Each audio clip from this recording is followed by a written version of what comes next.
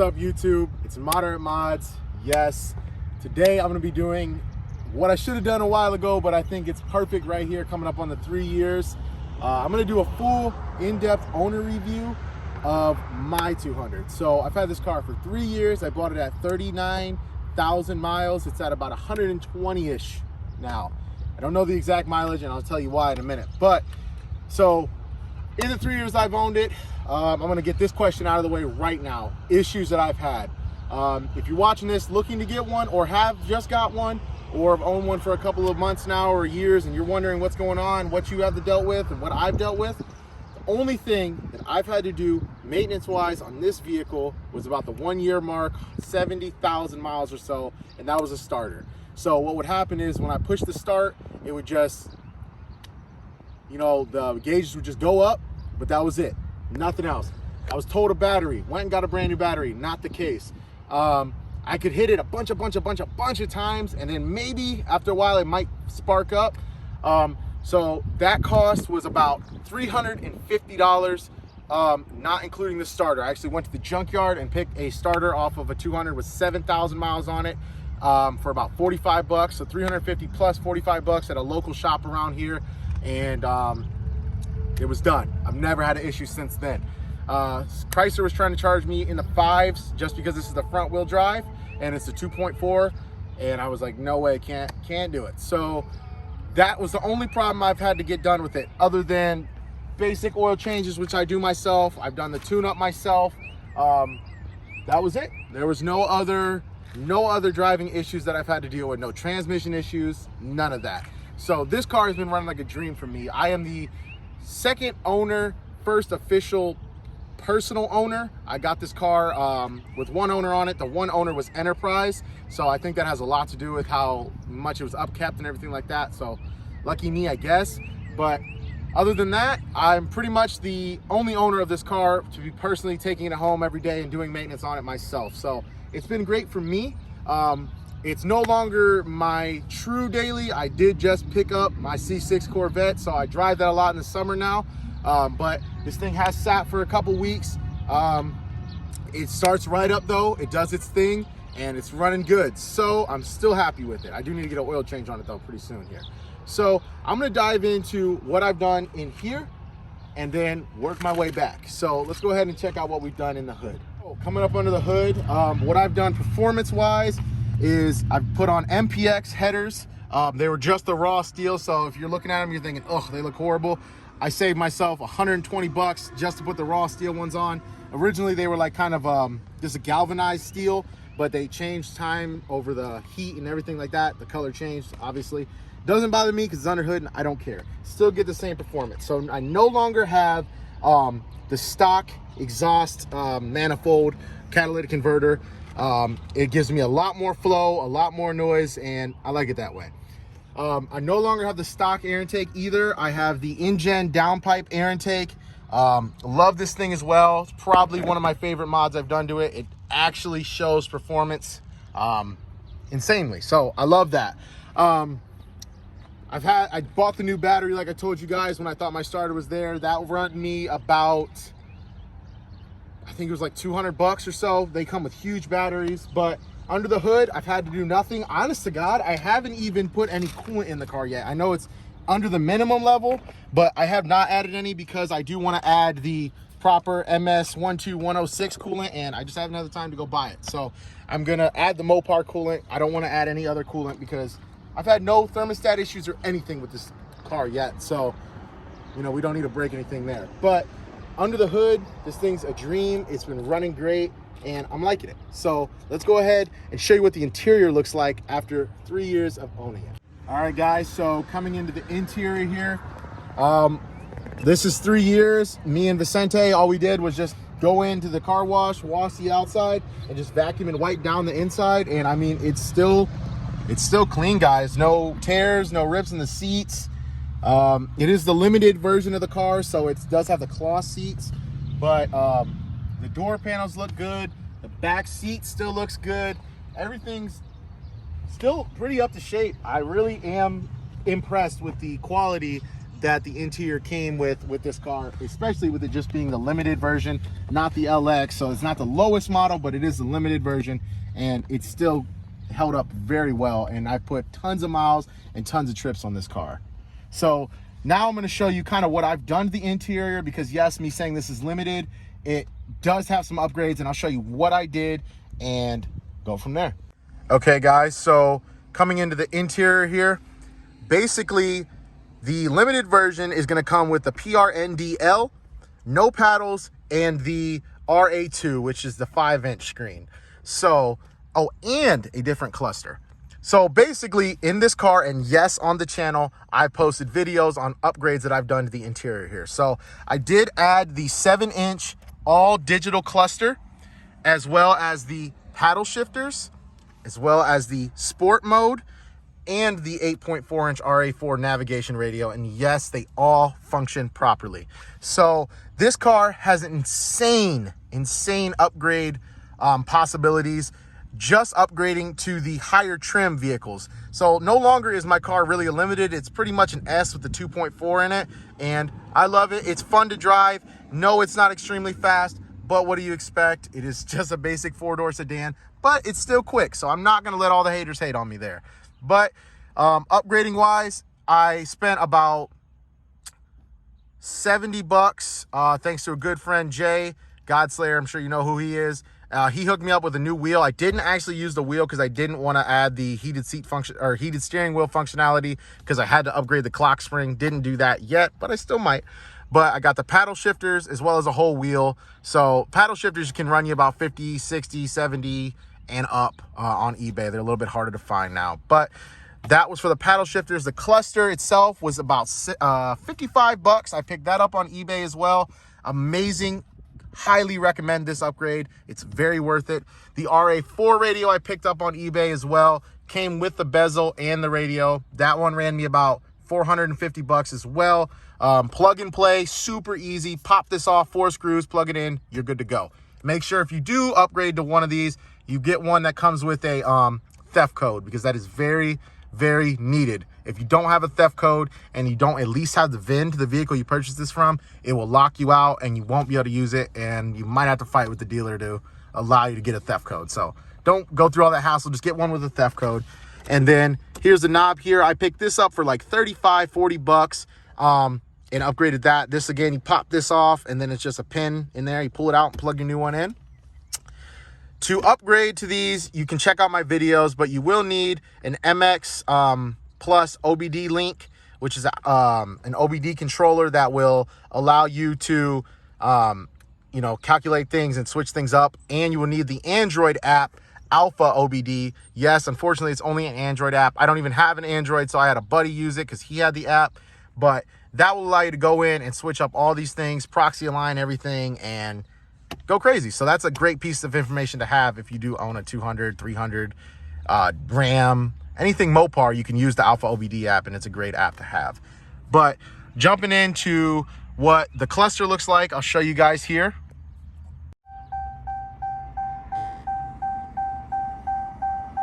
Turning it on to run, and as you can see, the only light I do have on, unfortunately, is my tire light, because my rims, my check engine light is not on. It did not come on due to the headers or anything like that, just because I don't have the mass airflow sensor on the air intake. It's actually in the computer, in the engine, which the computer recognizes, so that's a plus.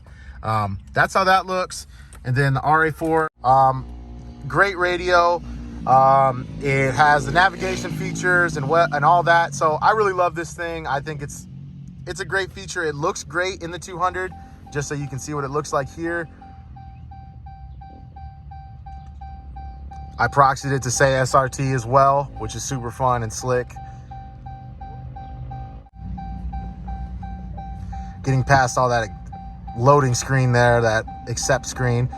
Here you can see we got all the features and functionality. The nav works and everything. The only thing is with this is I highly recommend upgrading the nav map. That's about $180 from Chrysler. I haven't done it yet because the nav map in this is a 2015. It's completely out of date in my area. So I don't think you're really going to be able to use it as much, but it is awesome because if you do have that, it syncs into this and it displays on here when you're going. It actually allows the GPS lady to talk through this little speaker here. It shows you which direction, what street. It's really nice. It's a really clean and luxurious feel. So I really love that. But yeah, I mean, for 3 years, guys, you know, you can't really beat it. It's still a clean car. I love it. I think it's a great runner. Another mod that I've done was the roar pedal, which is a throttle controller, which is something you should really look into. Clips in there. If you're tired of the lag that you receive on the 4 cylinders, and I don't know about you V6 guys, but that will also help you extremely well with launching and everything like that. $150. I did drop a video on that as well as a review. So check that one out. But let's go ahead and move on to the exterior and pretty much the final part of the review of this video. Okay guys, so coming to the exterior mods of the vehicle, I have tint wrap over my headlights here. Originally, I had the whole headlight wrapped, but I had to cut this out myself because it's way too dark. And I do have LED 9012 Oxydos in there. I made a video and a review on that as well. Extremely bright. I upgraded the grill here from the nasty straight line grill to the meshed out grill. I threw in some $20 LED rings that are starting to kind of go out a little bit, but you know, $20 can't beat it. Wired those in, threw a universal splitter on the front with the splitter rods. Completely changed the look. Then I upgraded from the nasty little blacked out part of the grill here, took those out, put the C fog lights in. Yes, there's a video on that as well. There's a video on pretty much everything on this car. Insanely much worth upgrade here. This thing is great. It changes the look, adds visibility, cleans up the whole car, honestly. So coming up to that front end there, that's what I did. I carbon fiber wrapped the hood, the roof, the trunk, added some vinyl wrap as well, and all the wrapping other than the wheels, but the vinyl wrap, the stickers and all that, courteous of ATS window tint out there in Rochester. Chris, he's a badass, so you should go check him out if you're in the Indiana, northern Indiana, Indianapolis, Chicago, Illinois, Ohio area. Check him out. ATS window tint right there. Link to his page down below. But going in after that, I upgraded from the factory turn signals to the LED turn signal mirrors. Video for that as well. They do function properly. Love that as well. Cosmetically, you can see I have the 20-inch rims on here. I've had multiple rims in the past. I wrapped them myself. Pretty easy to do. Video on that, and video on adapters, lugs, and all those things that you need to do to get that done. I upgraded the side markers here from the nasty circle ones to some smoked LED strips. Video on that. Went and bought some mud flaps for 20 bucks. Love the look. Cleans it up. Also helps to spray the dirt from the rims that I got on it. Threw some little universal fender flares from AutoZone over it just to kind of piece up the carbon fiber on it. And going into the paint scheme of things, still looks pretty good. I got a couple of nicks and scrapes and dents from, just people. Not the best, but got that. Got these scratches here. Don't really know how that happened, but whatever. We're not really that worried about it. So just that. Coming to the rear of the car, as you can see, I threw on the spikes on the roof, the roof spoiler there, and then the banner of the YouTube channel. And again, ATS window tint right there, guys. Go ahead and check them out. Now coming to the back, here we go. We have the stock taillights. This is LED wrap, or tint wrap from ATS window tint as well. And these things have withstanded a lot, guys. I actually had my little brother run into me with his moped and it withstanded that crash. So pretty strong stuff going there. Then I got the Dawn Enterprise spoiler. Video on this. Picked this on Amazon up for about 150 bucks, pre-painted.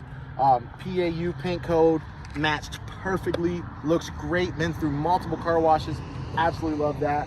Got the wrap going down the trunk as well. Then I went ahead and moved the Chrysler emblem up here just because I thought, you know what, I like that. Coming down, courtesy of my man Jay, coming fresh off of Luther, I went ahead and received this beautiful diffuser that he had on Luther, and I'm more than grateful. He handed me this Street Arrow diffuser that was originally created for the 350Z. He custom fitted it to the 200, and I absolutely love the look so much, guys. Love it. Then you go ahead and you can see my straight pipe exhaust here. This is the 3-inch tips that I have coming out. I got that stuff done by a local shop here in town, and it's been great. I'm loving it. I went ahead and wrapped the little reflectors down there in the blue that I wrapped the rims with. And then just coming back around here, you can see just small minor dents from, you know, years of owning it. Paint wise, it's good. I have no rust at all. I get car washes a lot in the winter typically too, just because to keep away that rust and that salt and that grime, because out here in Indiana it's pretty rough. But 3 years of ownership, guys, with some decent care and a little bit of time, a little bit of TLC, you can make this thing last and look great. I've had little to no issues at all with the car, guys. I really recommend this car.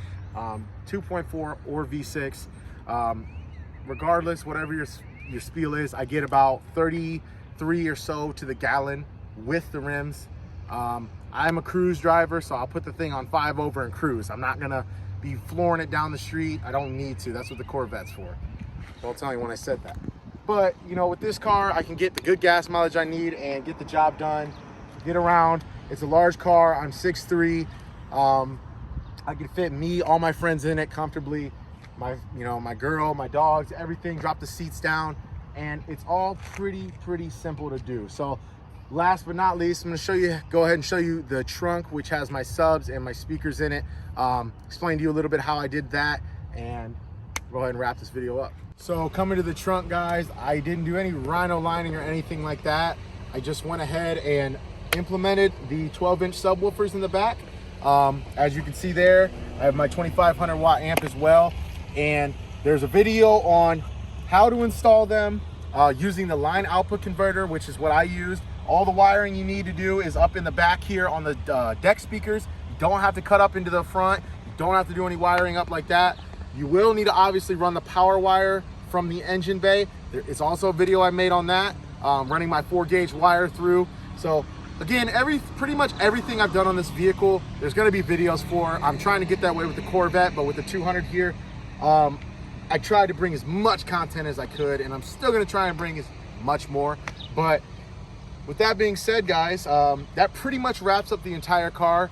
I hope you guys enjoyed this one. If you do have any questions or concerns or things that you thought I should have added or you'd like to see more about, let me know down below. Let me know on IG, moderate_mods right there.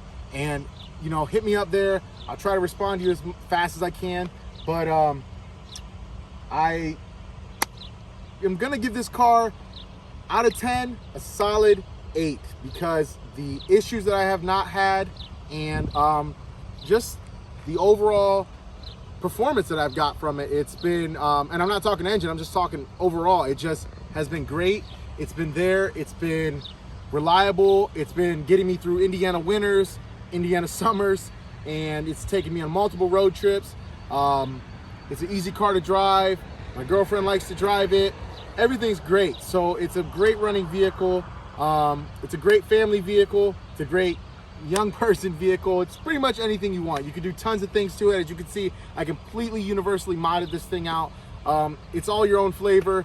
People will hate it, people will love it. As long as you like it, that's all that matters, and that goes for anything you do in life. So I hope you enjoyed this one, and always remember, hit me up, let me know what you need, let me know what you think, and until the next one, guys, peace.